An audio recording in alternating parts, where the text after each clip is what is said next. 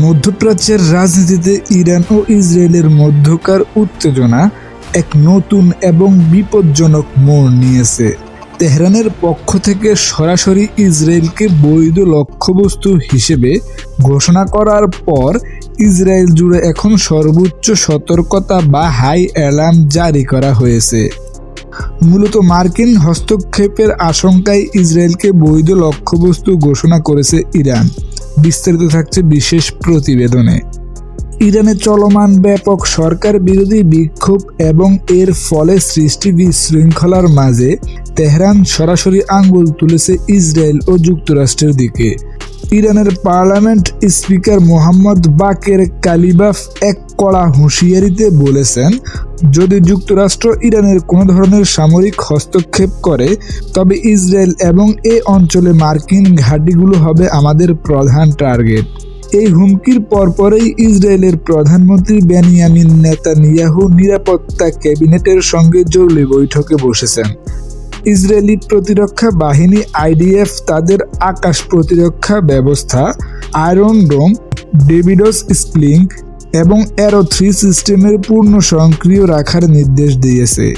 বিশেষ করে সাইবার হামলার আশঙ্কায় দেশটির সরকারি ও সামরিক নেটওয়ার্কগুলোকে হাই অ্যালার্টে রাখা হয়েছে।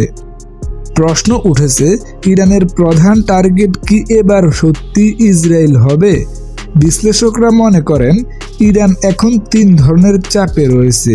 বিক্ষোভ দমনে ব্যর্থ হয়ে জনগণের নজর অন্যদিকে ঘোরাতে বিদেশি শত্রুর তত্ত্বা কাজে লাগাতে চাইছে ইরান।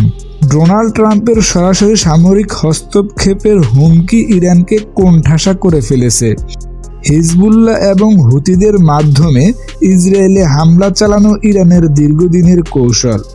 তবে ইরানে সরাসরি হামলা চালানো হবে আত্মঘাতী সিদ্ধান্ত, কারণ গত যুদ্ধে তাদের আকাশ প্রতিরক্ষা ব্যবস্থা মারাত্মকভাবে ক্ষতিগ্রস্ত হয়েছে। তবুও কোণঠাসা ইরান শেষ চেষ্টা হিসেবে ইসরায়েলের গুরুত্বপূর্ণ অবকাঠামো বা বন্দরগুলোতে ক্ষেপণাস্ত্র হামলা চালাতে পারে। পরিস্থিতি মোকাবেলায় ইসরায়েলেও বসে নেই। গতকাল জার্মানির সঙ্গে একটি গুরুত্বপূর্ণ নিরাপত্তা চুক্তি স্বাক্ষর করেছে তেল আবিব।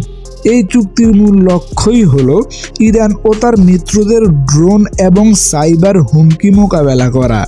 অন্যদিকে মার্কিন পররাষ্ট্রমন্ত্রী মার্কো রুবিও এবং নেতানিয়াহুর মধ্যে ফোনালাপে স্পষ্ট ইঙ্গিত পাওয়া গেছে যে যুক্তরাষ্ট্র প্রয়োজনে ইরানে সরাসরি সামরিক অভিযান চালাতে পারে। তবে রাশিয়া ও চীন সতর্ক করে বলেছে, মধ্যপ্রাচ্যে নতুন কোনো যুদ্ধ বিশ্ব অর্থনীতিকে ধ্বংসের মুখে ঠেলে দিতে পারে। তবে ইরান ও ইসরায়েলের এই পাল্টাপাল্টি হুমকি কি শেষ পর্যন্ত পরমাণু যুদ্ধের দিকে মোড় নেবে, নাকি এটি কেবলই রাজনৈতিক চাপ সৃষ্টির কৌশল?